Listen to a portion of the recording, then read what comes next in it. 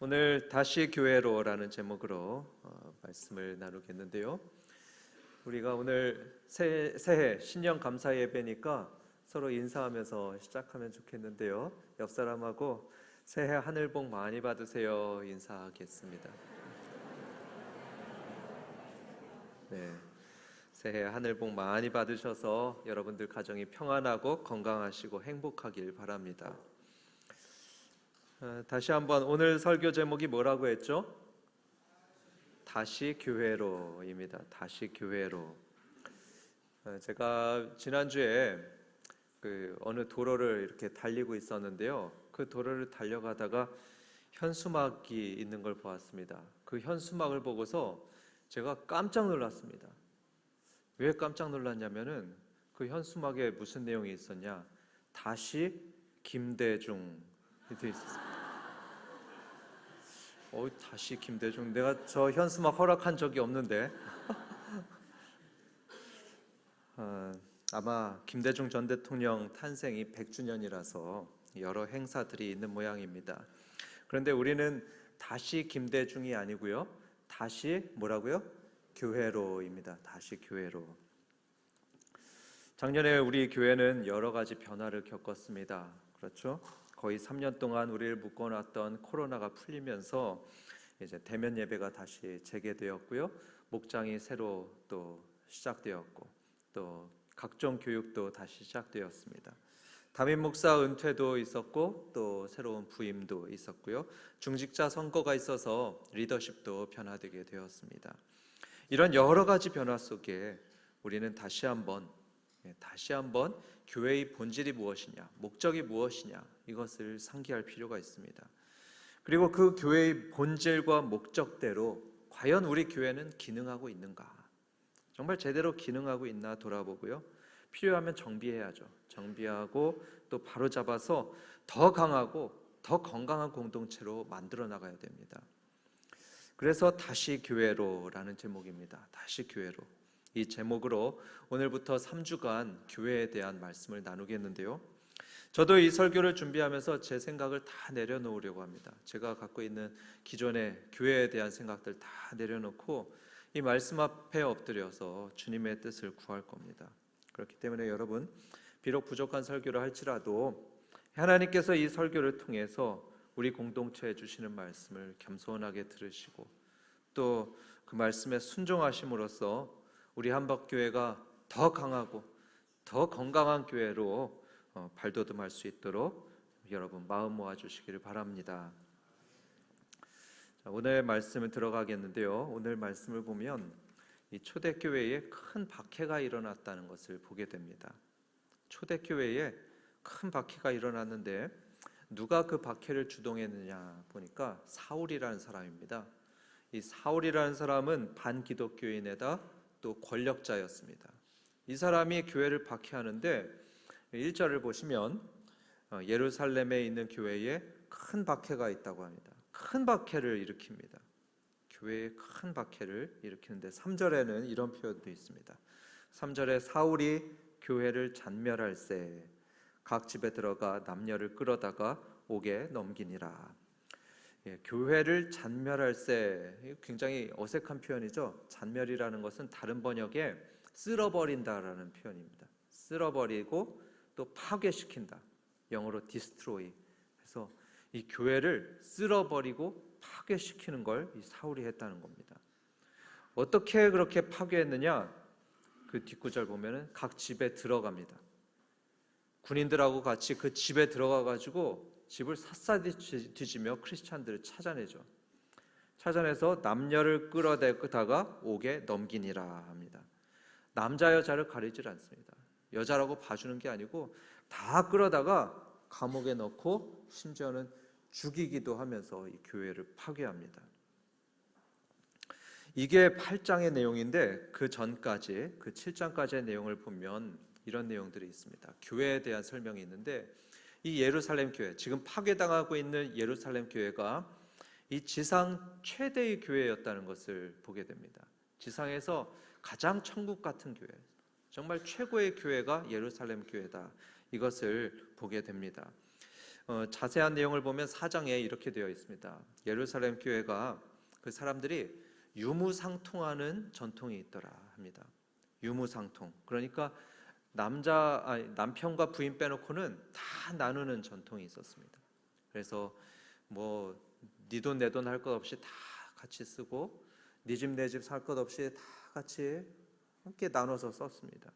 재산을 나누고 소유물들 다 나눠 썼죠. 그러니까 그 교회에 뭐가 없었냐? 딱 한 가지 없었던 게 있었는데 그게 뭐냐면 가난한 사람이 없었답니다. 교회 속에 가난한 사람이 없었고요, 병든 사람이 없었고, 굶는 사람이 없었고, 다 똑같았답니다. 또 5장에 보면 이 예루살렘 교회에 성령님이 강하게 역사했습니다. 성령님이 강하게 역사하니까 병든 사람들, 또 귀신 들린 사람들, 괴로운 사람들, 이 사람들이 교회에 와서 다 회복됐습니다. 다 치료되었습니다. 성령님의 역사였죠.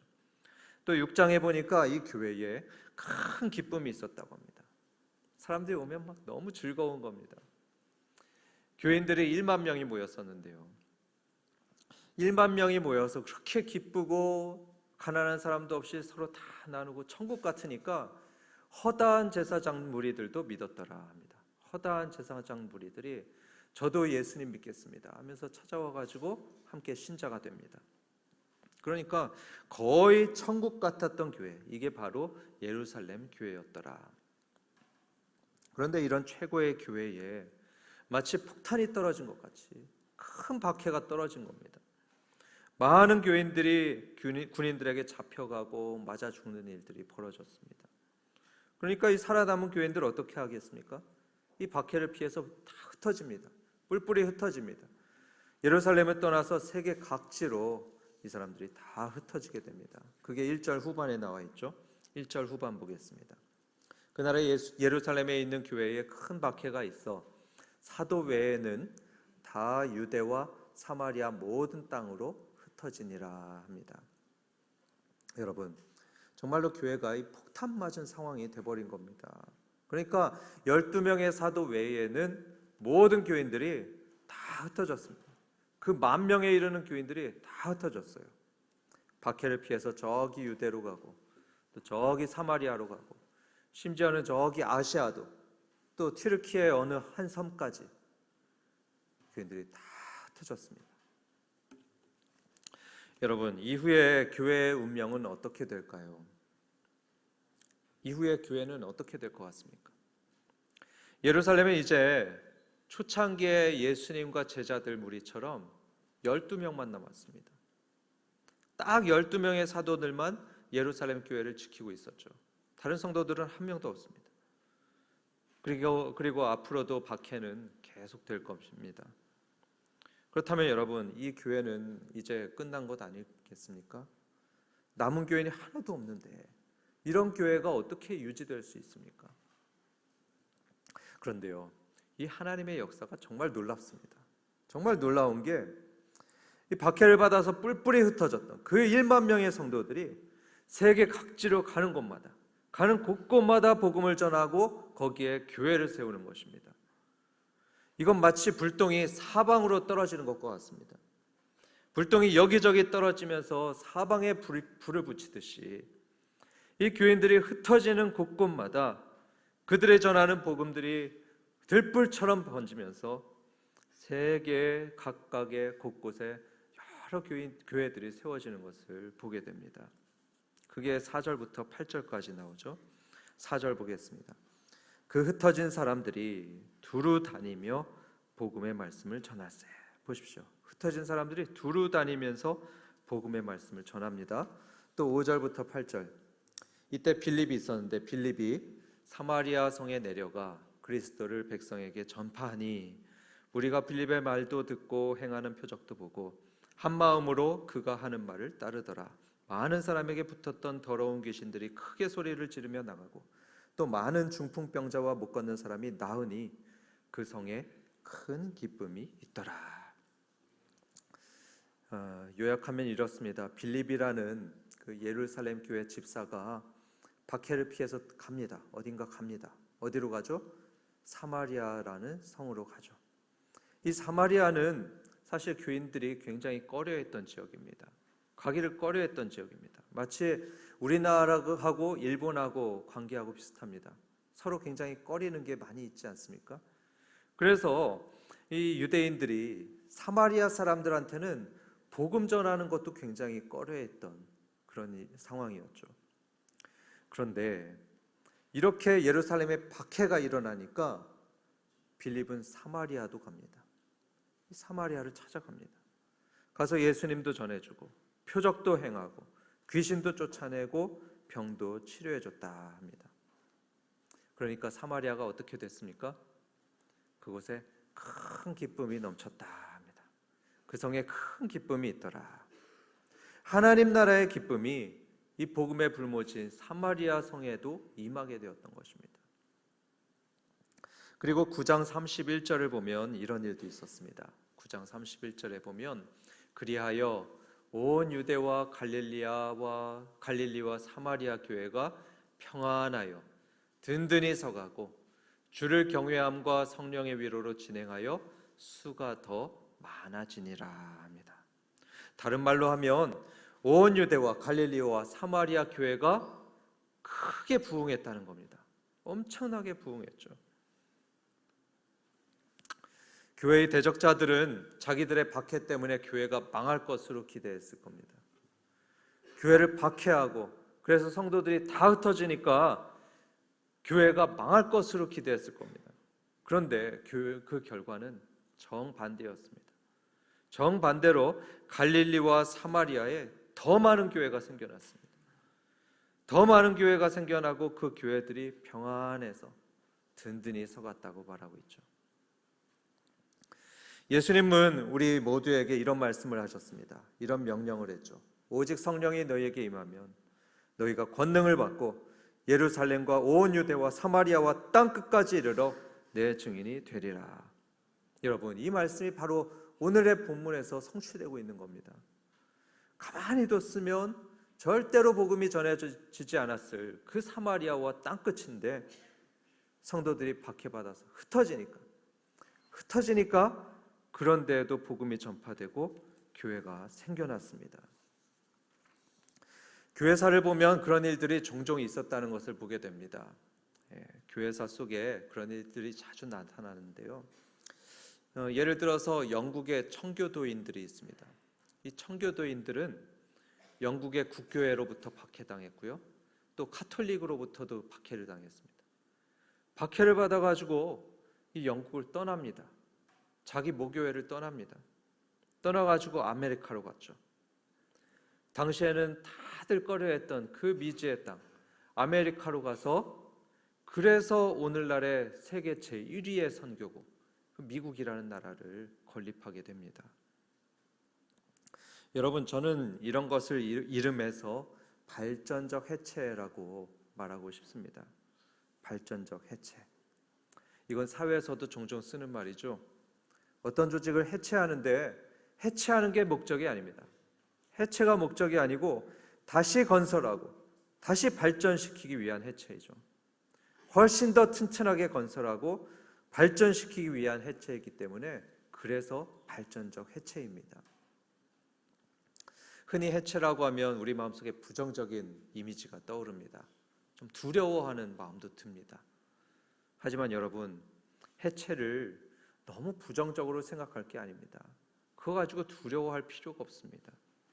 왜냐하면 세계 많은 것들을 한번 보십시오. 많은 것들이 보면 이 해체를 통해서 오히려 새롭게 되는 것들이 있습니다. 해체를 통해서 오히려 더 발전하는 것을 보기도 합니다. 예를 들어 보겠습니다. 우리 몸에는요, 하루에 수억인지 모르겠습니다. 그렇게 많은 세포들이 하루에도 엄청난 많은 양이 죽는다고 하죠. 해체된다는 겁니다. 그렇게 많은 세포들이 죽고 해체되면서 그 자리에 새로운 세포들이 새롭게 생겨난다고 하죠. 또 재개발하는 거 어떻습니까? 오래된 달동네들이 있습니다. 그 달동네들 재개발하기 위해서 제일 먼저 하는 게 뭐죠? 오래된 그 동네를 해체하는 거죠. 해체하고 헐어버립니다. 그렇게 해체하고 헐어버리고 나서 그 위에 튼튼하고 새로운 아파트 단지를 건설하게 되는 거죠. 이렇게 많은 경우에 해체는 새로운 발전을 위해서, 새로운 발전을 위한 필수적인 과정이 되는 것입니다. 교회도 마찬가지입니다. 오늘 봤던 예루살렘 교회처럼 교회가 영혼 구원에서 제자 삼는 그런 본질적인 사명을 이루기 위해서는 때로는 해체라는 극약 처방을 해야 될 때가 있습니다. 교회가 한 단계 더 도약하고 더 발전하기 위해서 때로는 뭔가 해체해야 될 때가 있더라 하는 것입니다. 어쩌면 그 과정이 다소 힘들 수 있습니다. 다소 힘들고 불편하고 슬플 수도 있습니다. 하지만 우리는 해체 그 너머를 볼 수 있어야 됩니다. 그 해체 뒤에 새롭게 세워질 더 든든한 교회, 더 사명에 충실하고 더 기쁨이 넘치는 교회를 기대하면서 우리는 그런 변화를 수용할 수 있어야 됩니다. 특별히 이런 경우는 정말로 발전적인 해체가 필요하다 할 수 있겠는데요. 어떤 경우냐? 사명을 잃어버리고 조직만 남은 경우입니다. 사명은 잃어버리고 조직만 남은 경우. 자기의 사명을 잃어버렸습니다. 왜 존재하는지 그 목적을 잃어버렸는데, 그런데 조직은 유지되는 경우죠. 그냥 옛날부터 있었으니까 유지하려고 하고, 그러면서 그 조직을 유지하려고 그 많은 에너지를 쏟아붓고 있는 거죠. 그러면 그건 문제인 겁니다. 감리교 창설자인 존 웨슬리가 이런 말을 했습니다. 나는 감리교가 사라지는 걸 두려워하지 않습니다. 감리교가 사라지는 걸 두려워하는 게 아니라 감리교 정신이 없는 껍데기 감리교가 되는 것이 저는 두렵습니다. 저는 이 말에 동의합니다. 만약에 우리 교회와 조직이 사명을 잃어버린 껍데기 교회가 되고 껍데기 조직이 된다면 그런 교회와 조직은 발전적 해체가 필요합니다. 변화가 필요합니다. 변화시키고 또 해체시켜서 다시 본래의 사명을 따라 다시 건설해야 되는 것입니다. 그래야 그게 사는 길이죠. 제가 목회 서신에도 썼는데요. 이런 이유 때문에 우리 교회는 앞으로 목장을 개편하려고 합니다. 혹시 오해할까 봐 말씀드리는데요. 여러분, 목장만 개편하라고 하는 것입니다. 남녀 여전대 건드리지 않고요. 또 성가대 건드리는 거 없고요. 잘하고 있는데 못하러 개편합니까? 오직 목장만 개편하려고 하는 것입니다. 왜냐하면은 현재 목장이 거의 60개 있는데요. 그 중에 많은 목장들이 변화가 필요하다는 것을 보기 때문입니다. 지난 16년 동안에 현재 멤버 그대로인, 정말 그대로인 목장들이 굉장히 많이 있습니다. 제가 작년에 목장 탐방을 다녀보니까 거의 4분의 3 정도 되는 목장들이 그렇게 16년 동안 그대로 있는 목장들이었습니다. 물론 그에 따른 장점들도 굉장히 많이 있죠. 16년 동안 함께 있다 보니까 서로 너무 잘 압니다. 정말 너무 잘 알고 헤어지기 싫고 그런 끈끈한 장점들이 있습니다. 그런데요, 그런 목장들은 VIP 구원하는 것, 영혼 구원의 열정이 너무나 희미해져 버린 것을 보게 됩니다. 우리끼리만 있어도 너무 좋고 또 우리만도 12명 되고 14명 되고 너무 많으니까 여기에 VIP 들어오는 거 또 새가족 들어오는 게 그렇게 내키지 않는 겁니다. 소극적인 모습이 보입니다.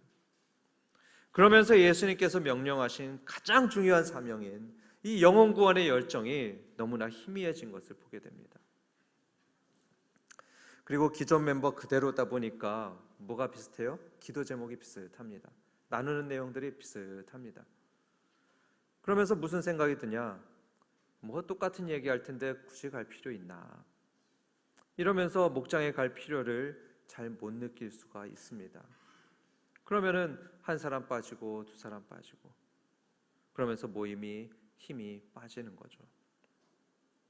그래서 우리는 이 목장을 전면 개편하려고 하는 것입니다. 전면 개편해서 다시 목장의 사명을 회복하고 다시 목장의 존재 목적인 VIP를 찾고 섬기는 목장이 되어보려고 합니다.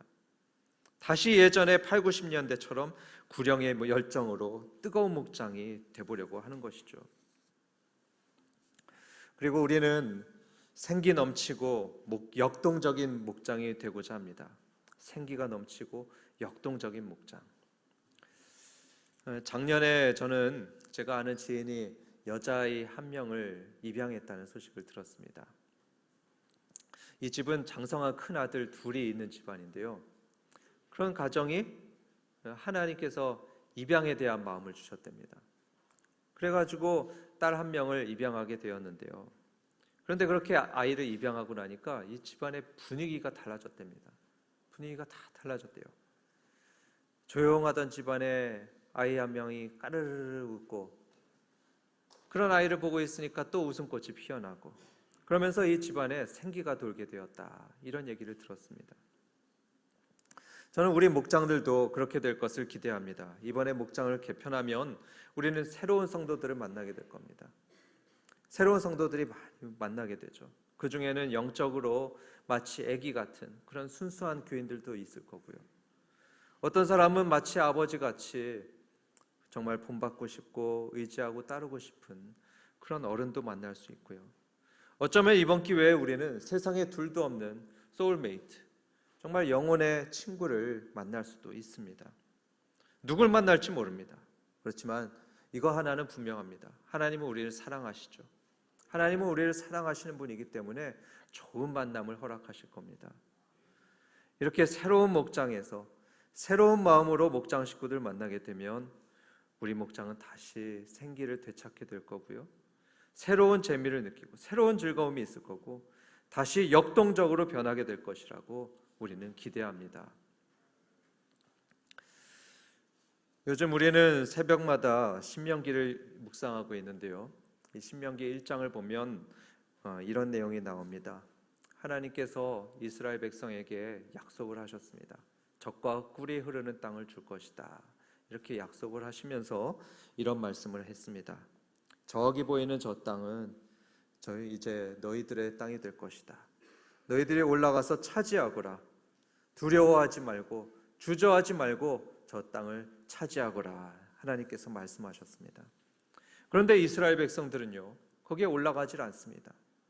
올라가지 않아서 그 땅을 차지하지 못합니다. 왜 그럴까요? 그 땅에 이미 아낙 자손이 있었기 때문입니다.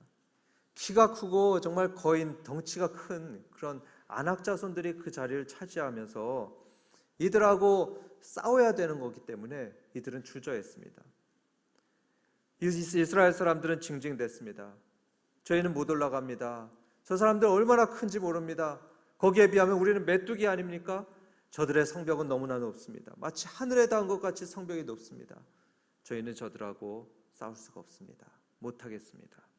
포기해버립니다. 이렇게 포기하고 물러섰던 이스라엘 사람들은 다 죽게 됩니다.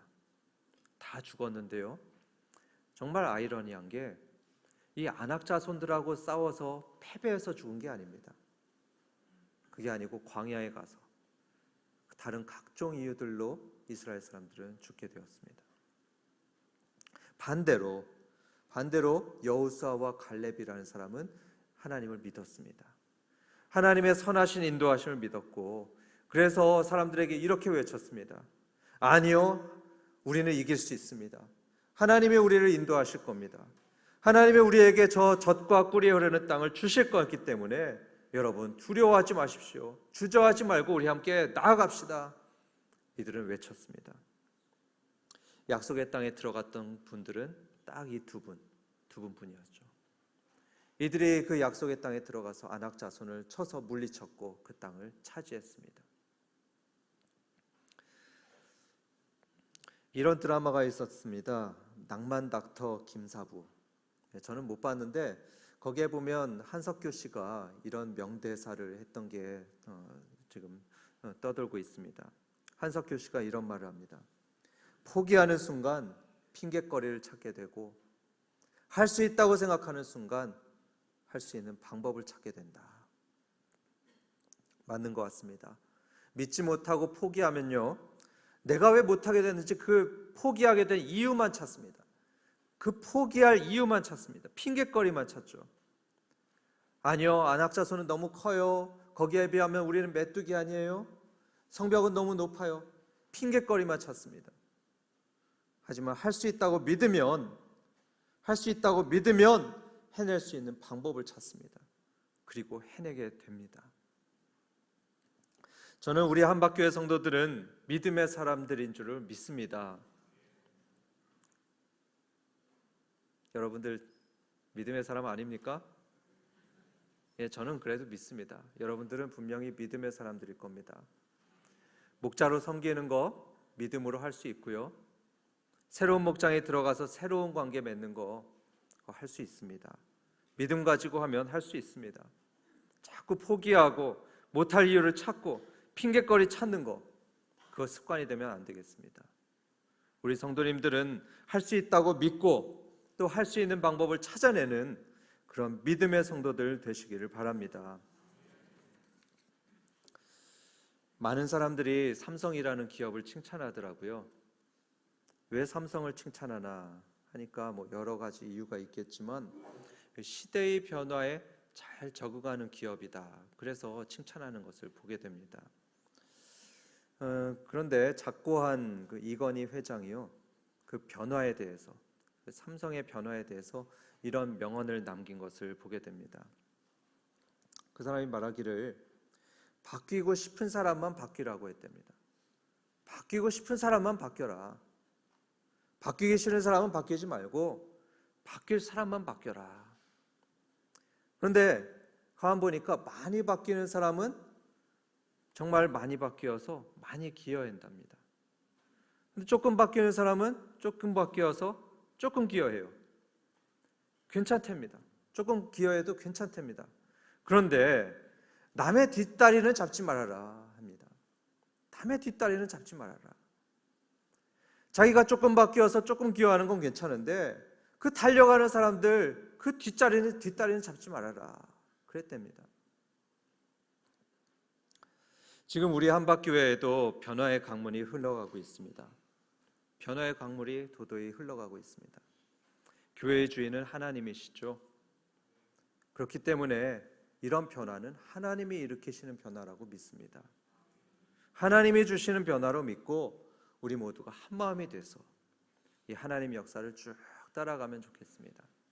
순종하면서 쭉 따라가면 좋겠습니다. 그래서 이 목장이 흩어지는 것도 믿음으로 받아들이고요. 새로운 목장에 배치받으면 이분들이 하나님이 나에게 주신 새 가족이구나 이렇게 믿고 새롭게 섬기고 또 사랑하고 그러는 거죠. 이런 분들이 많게 되면 이번 목장 개편은 성공하게 될 것입니다. 성공해서 우리 한박교회가 다시 도약하고 다시 든든하게 세워질 것이라고 믿습니다. 바라기로는 이번 목장이 개편이 잘 돼서 우리 한박교회가 더 강하고 더 든든한 교회로 도약하고 발전하고 세워지도록 함께 기도하며 마음을 모아주시기를 간절히